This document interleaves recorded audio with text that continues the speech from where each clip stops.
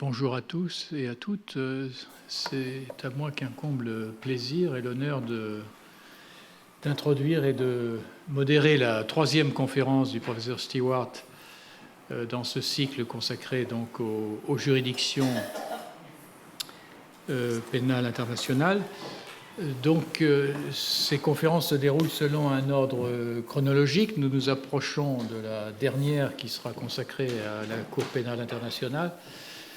Et donc aujourd'hui, M. Stewart va nous parler des tribunaux pénaux internationaux ad hoc, en latin, créés pour les besoins d'une cause, depuis la guerre froide.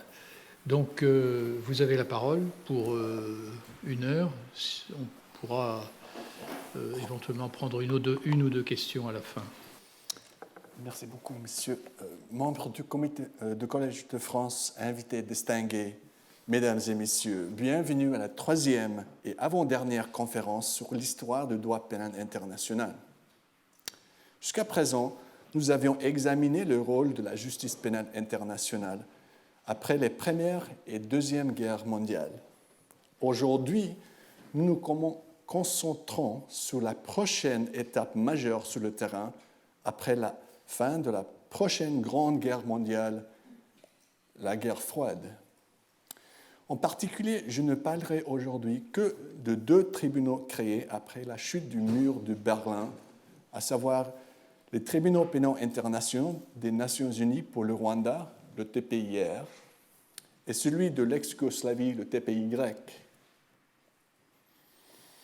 J'ai travaillé pour ces 2 tribunaux pendant un certain nombre d'années, il y a presque 2 décennies en tant que jeune avocat.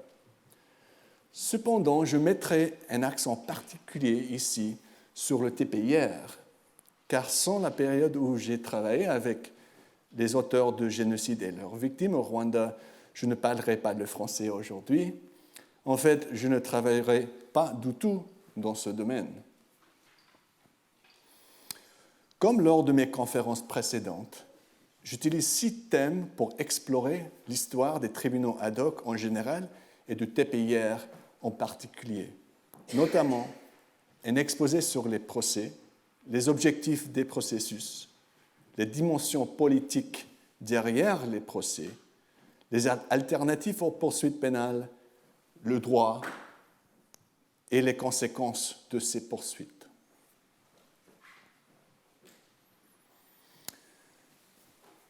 Permettez-moi donc de commencer par une exposé sur les procès. Ici, j'entrerai un peu plus dans les détails que lors des conférences précédentes, car je souhaite faire le lien entre cette étape de l'histoire de la justice pénale internationale et notre conférence précédente, et aussi préparer le terrain pour notre prochaine discussion sur la Cour pénale internationale permanente. Je vais vous parler de la guerre froide, vous présenter les tribunaux ad hoc et vous partager et de vous parler de leur chevauchement avec d'autres cours et tribunaux. Premièrement, ces tribunaux ad hoc ont été créés par le Conseil de sécurité des Nations Unies à la fin de la guerre froide. Le terme guerre froide est bien sûr un terme impropre. Comme l'a fait remarquer le professeur David Kennedy, la guerre froide n'a été froide que pour des habitants d'un petit pourcentage des pays. Pour la grande majorité, la guerre froide a été très chaude, car les superpuissances ont parrainé divers groupes armés dans le monde en se basant sur leurs engagements idéologiques et non sur le respect des droits fondamentaux de l'homme. Les atrocités qui constituaient des crimes internationaux au cours de cette période n'ont pas manqué. La Corée, le Vietnam, le Bangladesh, le Cambodge, le Timor oriental, l'Ouganda, l'Angola, la liste est encore plus longue. Très peu de ces atrocités ont été poursuivies en justice pendant la guerre froide. La politique des superpuissances a créé une impasse ce qui signifie que l'idée d'une justice pénale internationale a dû attendre après la chute du mur de Berlin pour être mise en œuvre. L'idée de faire revivre le précédent de Nuremberg à la fin de la guerre froide a été accueillie avec triomphe. Comme l'a dit l'historien Joseph Peresco, et je cite, « Après un hiatus de près d'un demi-siècle, Nuremberg est à nouveau sur les lèvres. Après plus de 100 guerres, d'insurrections, de conflits civils et de révolutions qui ont déchiré le monde au cours des 45 dernières années et qui ont coûté la vie de plus de 21 millions de personnes, après à peine un souffle d'indignation contre les atrocités commises au nom de l'idéologie, de la libération, de l'indépendance et de la religion, les peuples ont enfin commencé à réclamer une justice capable de pénétrer les frontières nationales, une poursuite de type Nuremberg des criminels de guerre. » Fin de citation. Sur la base de cette perception, le monde a vu un véritable déluge de poursuites internationales après la guerre froide, un peu comme après la Seconde Guerre mondiale. Comme l'a expliqué l'auteur Catherine Sekkink, après la guerre froide, il existait une véritable cascade de la justice, où un grand nombre de tribunaux internationaux se sont multipliés et où les procureurs nationaux ont commencé à poursuivre les auteurs de crimes internationaux devant les tribunaux locaux. Selon l'une de mes thèses, nous pensions pouvoir enfin ressusciter le précédent de Nuremberg sans son défaut majeur, la justice de vainqueur. Cependant, l'idée de Peresco comportait d'importantes inexactitudes. Il y a aussi eu des procès importants pendant la guerre froide et ils ont fondamentalement changé la justice pénale internationale moderne. Par exemple, des agents israéliens ont enlevé Adolf Eichmann de l'Argentine et l'ont emmené en Israël où il a comparu devant un tribunal en 1961. En outre, les procès de Francfort-Auschwitz tenus en Allemagne de l'Ouest entre 1963 et 1965 revêtaient également une importance capitale. Ensemble, ces procès ont mis en lumière l'Holocauste nazi, que le jugement de Nuremberg n'avait pas souligné dans son accent sur une guerre d'agression. En fait, comme nous le verrons plus tard au cours de cette conférence, ces procès ont aidé le génocide à l'emporter sur l'agression en tant que crime des crimes dans notre imagination. Les conséquences sont importantes. Dans le cadre de cette introduction narrative plus longue, je voudrais également vous parler de la manière dont les deux tribunaux ad hoc ont été respectivement créés en 1993 et 1994. Les procès de Leipzig ont eu lieu devant les tribunaux allemands locaux sur la base d'une législation autorisant les crimes internationaux relevant du droit pénal allemand. En revanche, les tribunaux de Nuremberg et de Tokyo ont été créés par des traités, puis imposés à un ennemi vaincu. Le fait que les tribunaux pénaux internationaux ad hoc aient été créés par le Conseil de sécurité des Nations Unies en vertu du chapitre 7 de la Charte des Nations Unies constitue une distinction majeure. Je n'entrerai pas dans les détails techniques de la Charte des Nations Unies, si ce n'est pour souligner l'interprétation toute nouvelle et très créative qu'elle nécessite pour créer ces deux tribunaux internationaux. Le chapitre 7 de la Charte donne au Conseil de sécurité le pouvoir sur tout, et je cite, « menace pour la paix, violation de la paix ou acte d'agression ». Fin de citation. Une fois que le Conseil de sécurité est convaincu que l'un de ces critères est rempli, l'article 41 lui permet de prendre des mesures n'impliquant pas le recours à la force armée. Nulle part n'est-il mentionné que le Conseil de sécurité peut créer des tribunaux, mais le Conseil de sécurité s'est arrogé ce pouvoir. Ce fut un saut constitutionnel majeur. Dans le cadre de cette introduction narrative, je tiens également à souligner le réseau de tribunaux se chevauchant qui pouvaient commencer à poursuivre en justice ces auteurs de crimes. À tous les stades de l'histoire de la justice pénale internationale, les tribunaux internationaux se sont chevauchés avec tribunaux nationaux. Le procès proposé du Kaiser coïncidait avec des procès nationaux en Allemagne, en France et en Belgique. Les procès de Nuremberg ont coïncidé avec des procès nationaux en Israël, en Pologne, au Canada, en Allemagne et au-delà. En fait, les anciens nazis sont toujours jugés en Allemagne après leurs 90 ans. Il existe souvent, alors, une mosaïque des tribunaux nationaux et internationaux capables d'entendre ces affaires.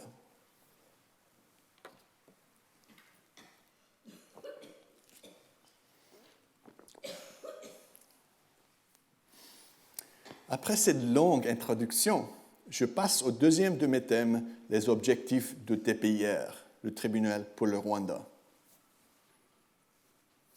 Il ne fait aucun doute que ce tribunal a également été inspiré par nombre des objectifs évoqués lors des conférences précédentes sur la justice pénale internationale après les 2 guerres mondiales.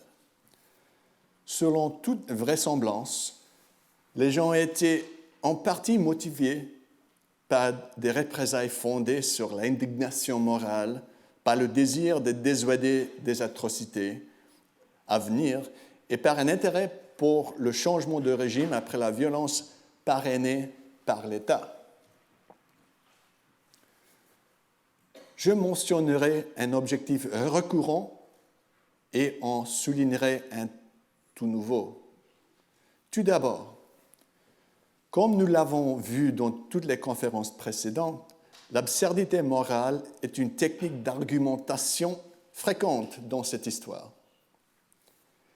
C'était vrai après les deux guerres mondiales où les avocats ont affirmé qu'il serait pervers que le Kaiser échappe à la justice parce qu'il a envoyé des millions d'hommes commettre un crime pour lequel il serait immédiatement arrêté s'il le faisait lui-même. Et quand Robert Jackson a parlé des petits criminels poursuivis pendant que les plus gros s'enfuient. Pendant la période de la guerre froide, il existait un argument équivalent, basé sur l'absurdité morale, qui avait un pouvoir politique important. Je l'appelle l'absurdité de Genève. Cela ressemble à ceci. Si vous tuez une seule personne, vous êtes jugé pour meurtre. Si vous en tuez 10, vous êtes jugé pour meurtre et dans de nombreux pays passible de la peine de mort. Mais si vous tuez 10 000 personnes, vous êtes invité à Genève pour des pourparlers de paix. Les avocats de la justice pénale internationale ont cherché à saper cette absurdité morale après la guerre froide. Néanmoins, cette itération du droit pénal international a fait apparaître un nouveau objectif important et ambitieux, la réconciliation. Lors de la création de TPIR en 1994, le Conseil de sécurité a explicitement déclaré que le tribunal, et je cite, contribuerait au processus de réconciliation nationale et au rétablissement et au maintien de la paix. Fin de citation. Ce changement est très important du point de vue historique, car il reflète un changement résultant d'une modification de la structure constitutionnelle du droit pénal international. Tout d'abord, Remarquez que nous n'avons pas discuté de cet objectif auparavant. Après la Première et la Deuxième Guerre mondiale, la justice internationale n'a guère eu besoin de promouvoir la réconciliation. S'il devrait y avoir une réconciliation, ce serait aux conditions de vainqueurs. Mais en faisant appel aux Nations Unies pour établir des tribunaux ad hoc en tant que partie apparemment neutre après le génocide rwandais, la justice internationale pouvait chercher hardiment à utiliser la justice pénale internationale comme un moyen de surmonter les rivalités et la haine entre ethnies. Cette aspiration était très novatrice et plus qu'un peu ambitieuse. Que faudrait-il pour vous fassiez la paix avec quelqu'un qui a torturé à mort vos proches? Combien êtes-vous clément? Quels que soient les sentiments que l'on a au sujet de la réconciliation, il est essentiel de reconnaître son émergence ici et comment elle est rendue possible par le rôle neutre joué ici par les Nations Unies.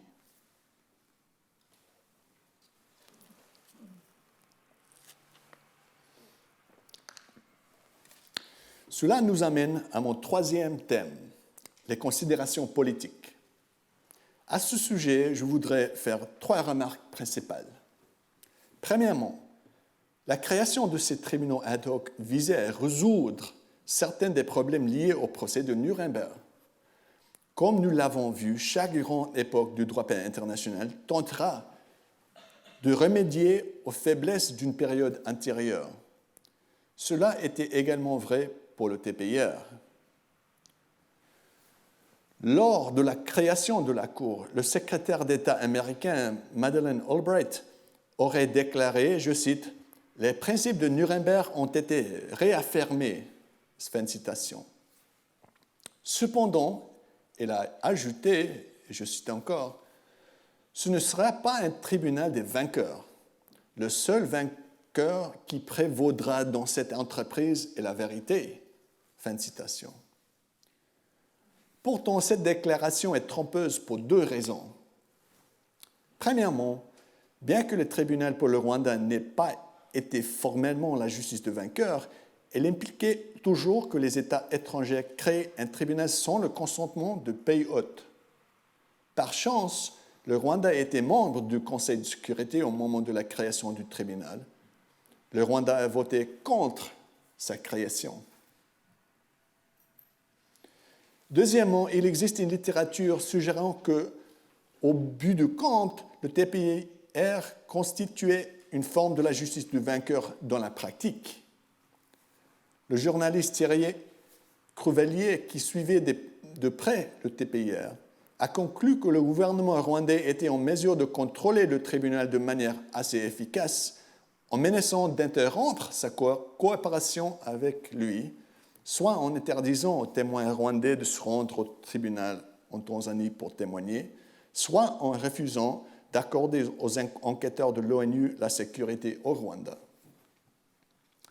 Comme le professeur Victor Peskin a conclu dans son excellente étude sur ce sujet, et je cite, « Les tribunaux internationaux des crimes de guerre qui ont vu le jour au début des années 1990 ont cherché à se démarquer de la première génération des tribunaux créés par les puissances alliées victorieuses à Nuremberg et à Tokyo près d'un demi-siècle auparavant. En réalité, le TPI grec et le TPIR se sont retrouvés dépendants de ces États cibles pour s'acquitter de leur obligation de coopération. » Fin de citation. Selon Cruvelier, cette dynamique a influencé des cas concrets et a empêché d'enquêter sur des atrocités prétendument commises par les Tutsis pendant le génocide, car elles impliquaient des membres du personnel alors au pouvoir. Si cela est vrai, cela rend le TPIR semblable au tribunal de Nuremberg. Les 2 tribunaux ont joué un rôle déterminant dans la poursuite des pires auteurs d'infractions, mais d'autres responsabilités importantes n'ont pas été assumées en raison de l'interaction de la politique avec la moralité. Troisièmement, le tribunal pour le Rwanda n'a pas résolu le problème d'égalité politique qui était si clair à Leipzig, Nuremberg et Tokyo. Ma propre expérience m'a permis d'y voir clair. Lors de mon enquête sur le génocide au Rwanda en 2000, des massacres avaient lieu à moins de 100 km de là, en République démocratique du Congo. À bien des égards, ces atrocités étaient une continuation directe du génocide rwandais, juste transposée de l'autre côté de la frontière. Et pourtant, le même aveuglement délibéré et la même indifférence morale qui avait toléré le génocide rwandais se manifestaient encore au Congo. À l'époque, ces atrocités n'étaient même pas discutées à l'Ouest. Ayant travaillé si étroitement avec les auteurs du génocide et leurs victimes, cette incohérence n'était pas une anomalie politique que je pouvais traiter dans l'abstrait. C'est devenu un problème personnel qui servirait de base à une carrière.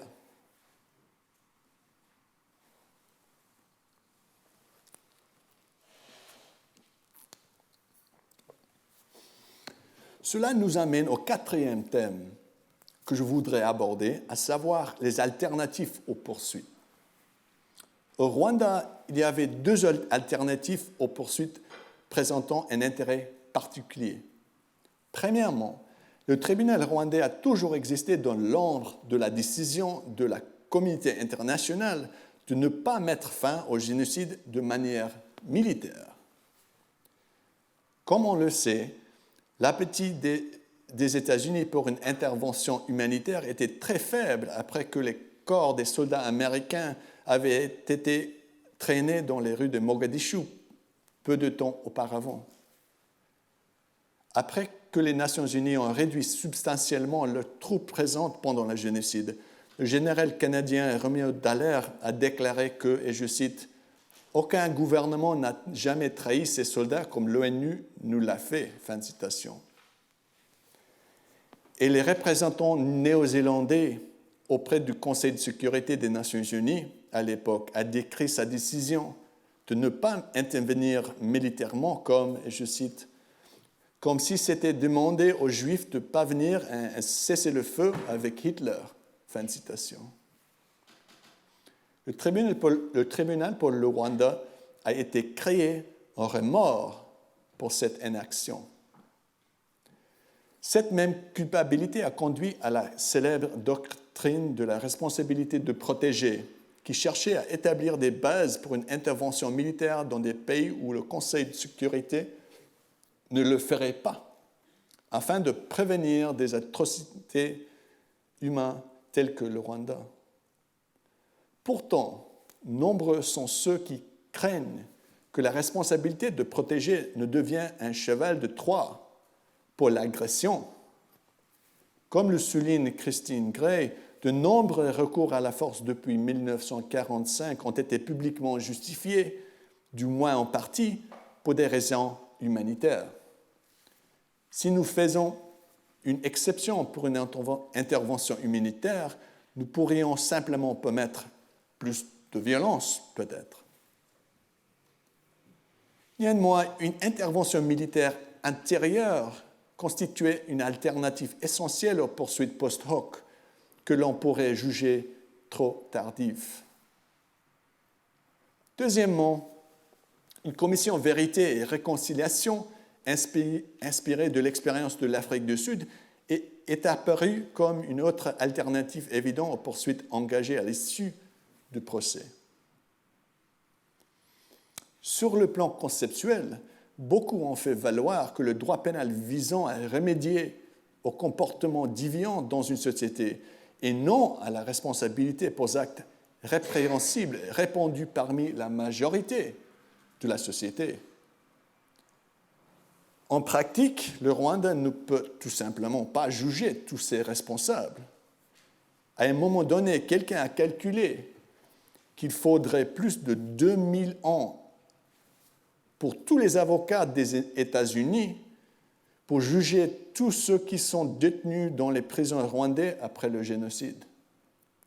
Compte tenu des exigences des procès internationaux, à la fois en temps et en argent, des processus collectifs plus rapides étaient une possibilité distincte. En fin de compte, le Rwanda a mis en place un processus interne basé sur le principe de la vérité appelé Gacaca, bien que ce processus vienne de ses propres complexités et crée un autre niveau dans une mosaïque complexe de justice. Comme je l'ai mentionné précédemment, il y a finalement eu des processus Gacaca locaux au Rwanda, des affaires devant les tribunaux nationaux rwandais, des affaires de compétences universelles en Europe et des procès devant le TPIR.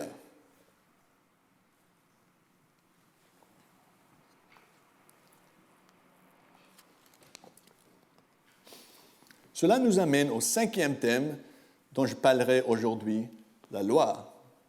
À cet égard, le tribunal pour le Rwanda présentait des points communs avec des précédentes manifestations de la justice internationale, ainsi que les points de divergence. Premièrement, le problème de droit rétroactif n'a pas été réglé par le tribunal du Rwanda.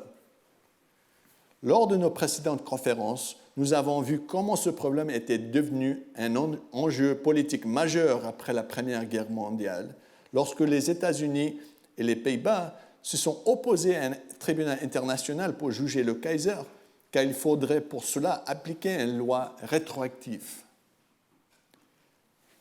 À Nuremberg et à Tokyo, ces mêmes États ont complètement changé leur position, concluant que le droit prospectif n'était qu'un principe de justice à mettre en balance avec d'autres.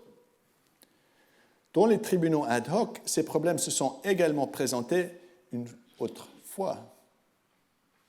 Les tribunaux ad hoc ont formellement désapprouvé le raisonnement de Nuremberg, promettant le strict respect de l'interdiction de droit rétroactif.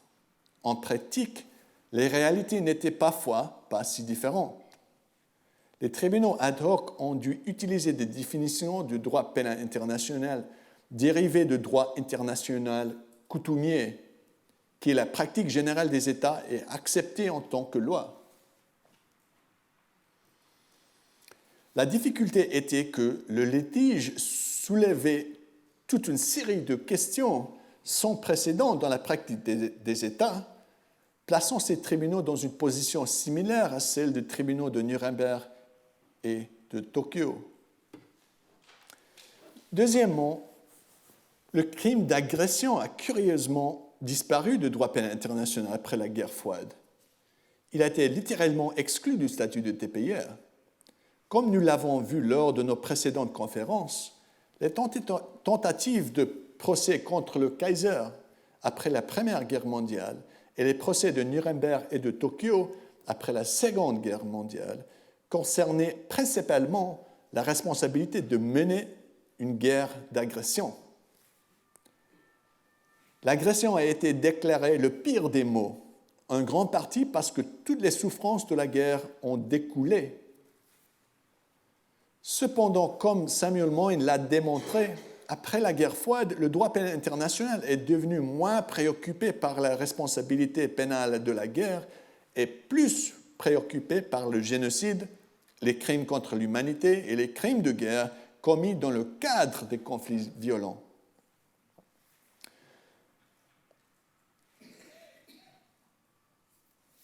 Moyn soutient que ce changement marque un changement politique important et potentiellement inquiétant. La montée de la justice pénale internationale depuis la guerre froide a peut-être éclipsé la pensée pacifiste qui a dominé les ères précédentes. Troisièmement, les procès contre des hommes d'affaires qui occupaient une place aussi importante après la Seconde Guerre mondiale n'ont pas réapparu devant les tribunaux du Rwanda ou de l'ex-Yougoslavie. Comme nous l'avons vu dans notre conférence précédente, la crainte que les grandes entreprises est incité ou facilité l'expansionnisme nazi a suscité un vif intérêt pour la responsabilisation des hommes d'affaires. L'ouverture relative de la justice pénale internationale à tous les acteurs de l'ex-Yougoslavie et du Rwanda, dont les délais déterminés semblent avoir eu un coût. Les hommes d'affaires ne feront pas l'objectif d'enquête ni de poursuite, malgré de nombreuses preuves de leur rôle dans la perpétration de l'atrocité. Bien que la loi permette de tels cas, les tribunaux ad hoc se sont écartés d'eux, montrant à nouveau comment la justice pénale internationale moderne pouvait être régressive par rapport à ce qui existait auparavant.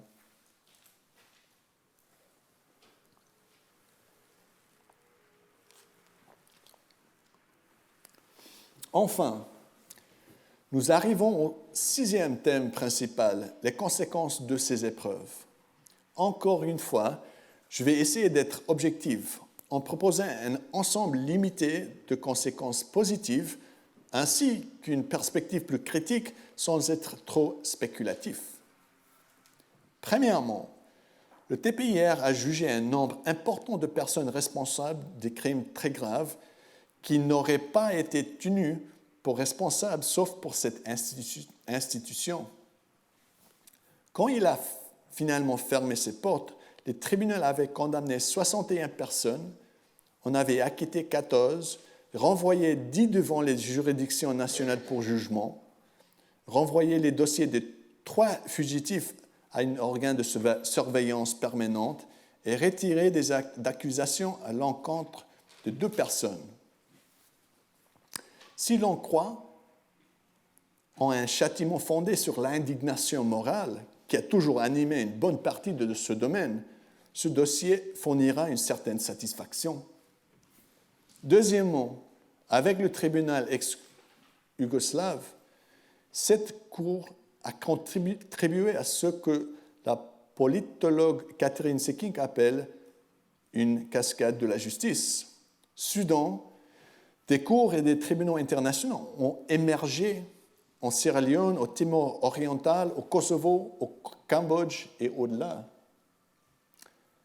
Les États ont également commencé à poursuivre les crimes internationaux au niveau national en mettant en place des unités chargées des crimes de guerre au sein de leurs propres services et de poursuites judiciaires à cette fin.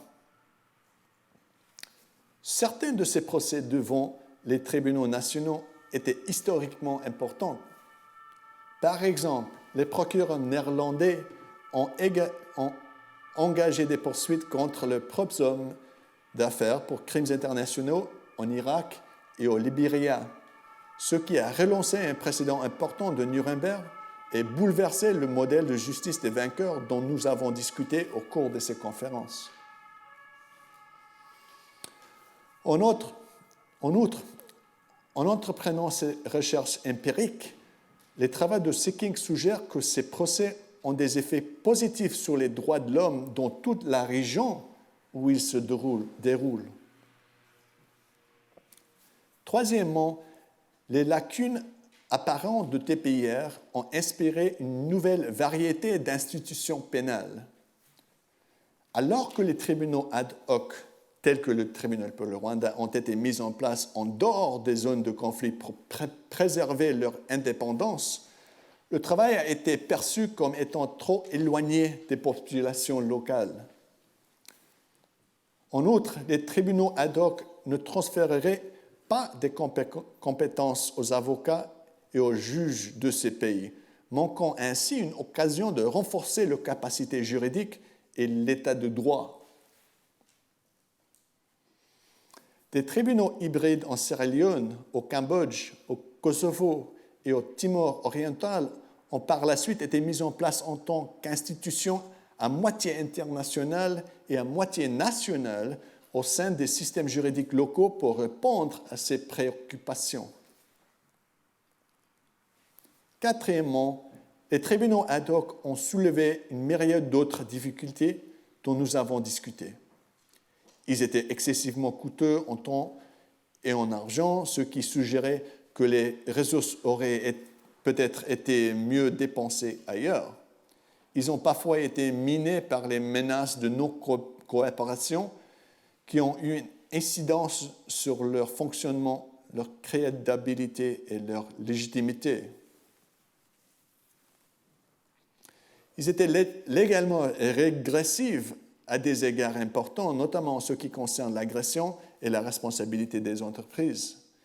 Et il y a peu de preuves claires qu'ils ont finalement contribué à la réconciliation comme promis. Mais peut-être, comme le suggère le travail important de Diane Orenlicker, la valeur à cet égard devrait être mesurée en générations et non en années. Comme elle le montre bien, ce n'est qu'après qu'une jeune génération d'Allemands a assisté au procès de Francfort-Auschwitz en Allemagne en 1963 et 1965 sur le modèle des procès de Nuremberg, que la contrition allemande en vue de la Shoah a finalement émergé. Ce sera peut-être la même chose avec le tribunal de Rwanda.